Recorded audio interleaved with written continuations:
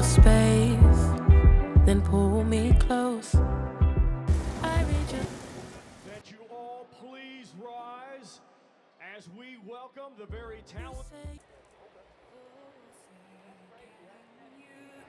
See by the dawn's early light.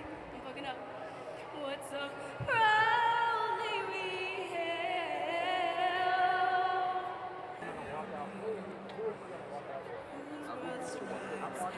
Bright stars through the perilous fight, o'er the ramparts we watched.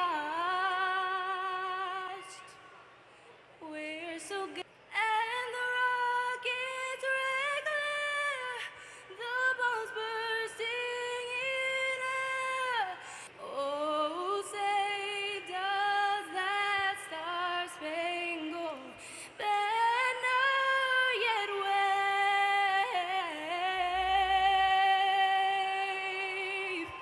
o'er the land of the free and the home of the brave.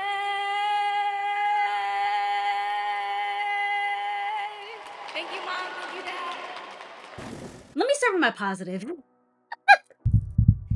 Thank you, Erica, for getting in a stadium full of thousands of people and singing, right? That is not always a feat. That is not always a positive for some people. Singing in front of people is very nerve-wracking. I sang in front of a workshop of like 40-something people and I was super duper nervous. She looked good. Erica always looks good. Erica looks good. She takes care of herself. She looks good. Hair cute, whatever, outfit cute, whatever. Let's get to my constructive criticism. Number one, the mic was not on. They should have gave her a green light or whatever. There should have been a signal.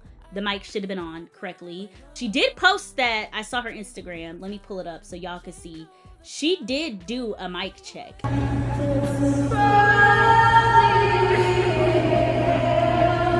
And again, even hearing just that little bit at the mic check, nobody told you you was off?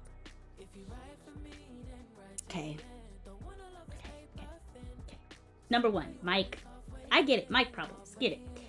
Number two, she started off way too quiet. I don't know if it was her or if it was... I think it was the mic. But you can barely hear her say, oh, say, can you see? There was no smoothness to it. There was no connection to it. Number three, she messed up and she announced that she messed up. Please don't do that. I teach strings, but I went to school for music ed, okay? So I could teach band, orchestra, choir, and general music, okay? Clock that T. I was also a vocalist and a violinist too. Clock that T. Okay, I sang at both of my recitals. I just said I sang at a workshop. I just sang for y'all a little bit too. If you make a mistake, don't announce it. Nobody knows you make a mistake unless you tell yourself. However, like I said, this is constructive criticism. You are singing the one song that leaves a vocalist out in the open. And what I mean by that is that the Star Spangled Banner is such an open song in the way that the notes are spread out. You could hear when the notes don't sound right. You can hear when you're off immediately, right? That beginning of the Star Spangled Banner, it's a solfege. It's so, mi, do. Mi, so, do. It's easy, yes, in a way, but because it's so easy, we forget those intervals and keeping them in tune. Number three, her rhythm was completely off. Okay, if you're gonna take liberty and, you know, creative liberty, at least have some rhythm, sis. Your rhythm, you were holding notes for too long. You weren't holding notes long enough. You were holding weird notes too short and long. It's the Star Spangled Banner. The first note, if you actually look at the music of the Star Spangled Banner, the first note is a dotted quarter eighth. Oh, say, can you see by the dawn's... It's not a hard rhythm. It's in 3/4, okay? It's not that hard. Next, Erica's voice sounds pretty juvenile. And what I mean by pretty juvenile, I don't mean like, you know, the baby choir. You all know what choir I'm talking about. When the kids sing and they have those wide, really spread, like, they sing like this and they smile and it's all, like, really open. What I mean is that Erica's voice sounds really young. Erica is young. Erica's only 24 years old, okay? Which is no tea, right? However, I know vocalists who are 24 who sound completely in their element. And this is where we get into the difference of just singing and just vocalizing. Singing is like when you're having fun and you're doing karaoke and you might mess a note up here and there. Vocalizing is where you take a singer and you work on those vocal techniques. And I feel like Erica needs to vocalize. I don't think she vocalizes enough. I don't know if she has like a private vocal teacher. I don't know if she's practicing 40 something minutes a day on her voice. I'm not practicing 40 something minutes a day on my voice because I teach, right? Should I? Absolutely. I would love to do that. However, when I was in college, I was getting 40 something minutes a day on my voice. I was practicing my voice. I literally had a designated time of 40 something minutes on voice and an hour to 2 hours on violin. Like that's 2 hours and 40 something minutes almost every single day on my instrument besides weekends, but Monday through Friday on my voice and on my violin because I was dedicated and it showed. It's different now because I don't vocalize like I should. If I vocalized like I should, my voice would be eating it. My voice still eats though. I'm just gonna be honest. But let's move on to my next point. Embellishments and ad-libs. If you don't have good tone, you cannot do embellishment and ad-libs. I tell my beginner students, you want to do all the vibrato, the sliding, the da, all that fun stuff, you have to sound good first before I could teach you that fun stuff. You have to be able to control your bow before I teach you how to do that. You have to have a good rounded tone before I teach you that. And for non-music people who are like, well, what's the difference? Tone is how you sound. Tone is the light and the dark, the blend of those sounds coming together to create the sound that you want. Sometimes we want a very breathy voice to sing, so we do a little bit of aspirate singing, right? Sometimes we want a bit of heavy. When you hear heavy metal singers who are doing it correctly, there's a technique to do that so they're not hurting their vocal cords. Maybe you want a very light and fluffy voice. You could do all that. Those are tones, right? You're changing the way that you're sounding. I don't think Erica has found her tone. And what I mean is that she's a bit aspirate, which is fine. I'm a bit aspirate too. That just means your vocal folds are not fully like connected and vibrating together. There's some space in between them really, which is fine. That happens to most beginner singers, more lower singers. When I first started training in my voice in college, my voice was very aspirate. Very aspirate. My voice kind of still is very aspirate, especially if I'm dehydrated too. If I'm dehydrated, my voice is very aspirate. Funny enough, that's the crazy thing. But I think Erica still is figuring out her voice, and that's why I'm calling this constructive criticism. I am not demeaning the fact that she sang the Star Spangled Banner. I think she should continue singing the Star Spangled Banner. I think she should use the Star Spangled Banner to practice singing her voice.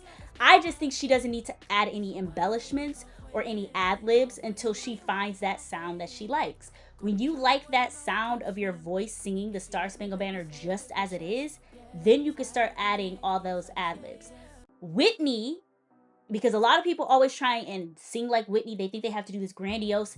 You don't have to be grandiose. You could have sang the Star Spangled Banner as straightforward as possible with a nice good tone, holding the mic, getting a nice good breath in, all of those things. And I think because she does not vocalize, I don't know if she vocalizes like that, but it gives that she doesn't vocalize like that. You could hear it in the last note that she held. The last note wasn't in tune. The last note. I tell my students all the time, as long as the beginning and the end of the piece is a-okay, the middle we can fix. The middle we can make mistakes at. But the beginning and end of a piece is really what people are going to remember. And that's all I could remember is her holding the last note, her vowel shape. Oh my God, for the ending for Brave was off because she was trying to like manually move her. I don't know what she was just trying to manually do something to change the sound. And you don't have to do all that. Needless to say, Erica, thank you for performing. You have some things to work on. Does that mean you are a terrible singer or vocalist? Absolutely not. That just means you have something more to reach for. That means you have something more to work for as a vocalist. And I'm glad that you sang the Star Spangled Banner. I saw a video a few years ago. I don't know, I think it was talking about Juilliard or something. And they were saying one of the hardest pieces to sing is the Star Spangled Banner. And it truly is. People think it's like instrumental is super easy to play, right? Da da da da da da. Right? Singing it, it's so open. It's so open in range. Not just like super big range, but it's so open and close at the same time that you really have to, as the kids say, be locked in. You really have to be locked in to sing it. And I don't think Erica was locked in. And how do I know that?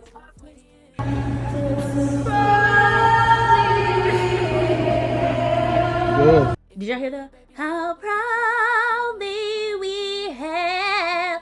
Like, you were already adding embellishment instead of proudly we hail.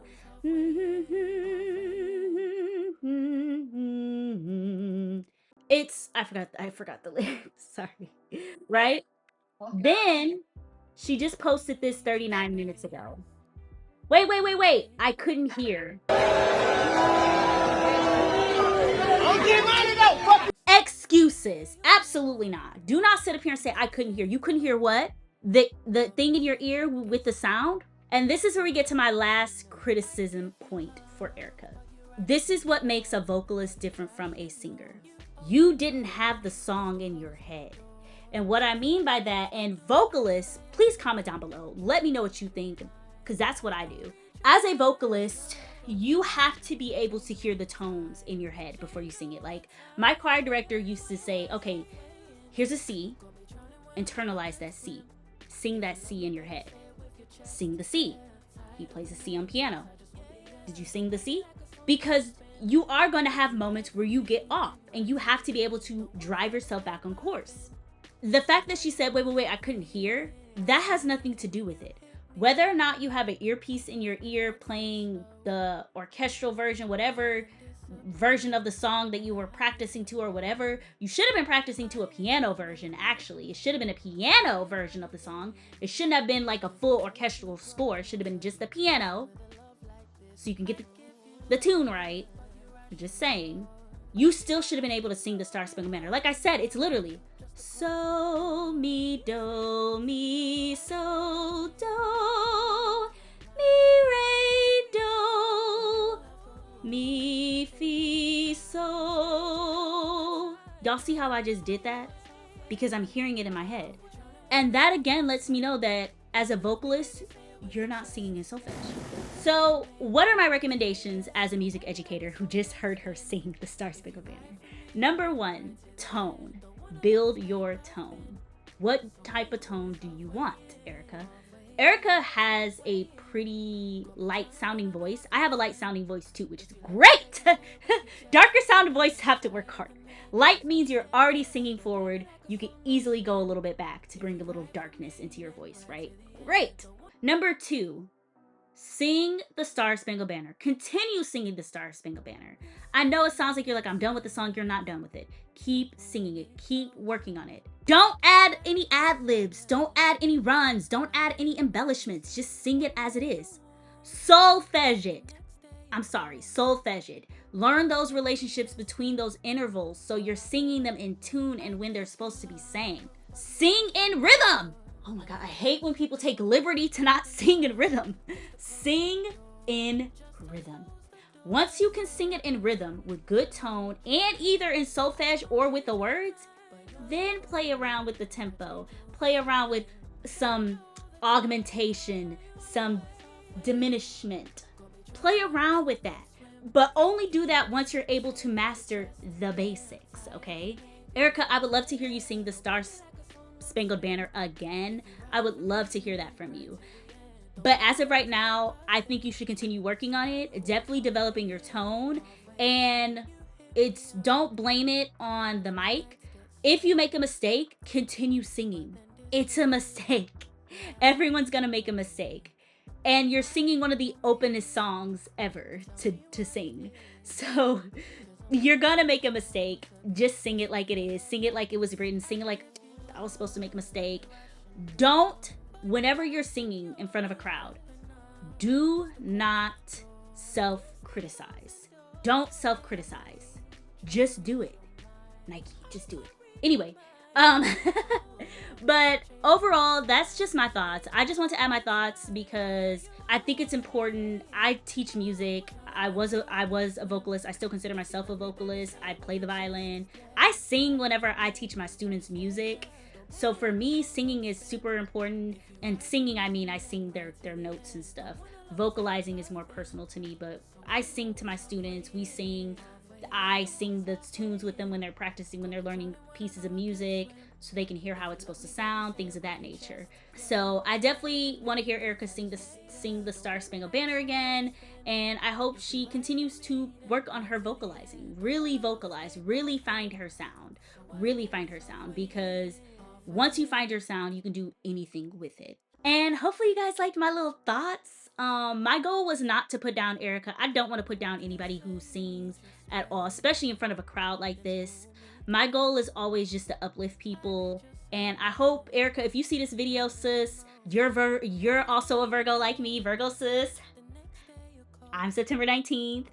But I'm hoping that you don't take this criticism as me like calling out your voice. I hope you take this to do better with your voice. You want to be a vocalist, you want to be a singer, you got to put in work and time. Okay? I tell my students real quick, I always ask them to tell me, how many hours do you think you have to be a master at a skill? If you can comment down below correctly, I'll give you a thumbs up. I'll wait. For those of you who did comment, it's actually 10,000 hours. To be a master at something, you have to have 10,000 hours, and that's one skill. So if you want to be a master at scrambling eggs, you need to have scrambled eggs 10,000 hours. If you want to be a master vocalist, you need to have vocalized over 10,000 hours. That's what it takes. And some people don't know that. So I hope you continue to work on your skill. I hope you develop your musicianship. And I hope you sing the Star Spangled Banner again. I hope you come out and you prove them wrong. And you let them know like, hey, the first time was me when I was just getting started. This is me now. This is who I am. And that's what matters. As always, make sure you guys like this video. Comment your thoughts down below. What did you think about Erica's performance with the Star Spangled Banner? And did you think my criticisms were fair? My constructive criticism and feedback. And of course, subscribe to the channel. Remember, doing all three is free, but they do so much for my channel. And with that being said, I will see y'all later. Bye.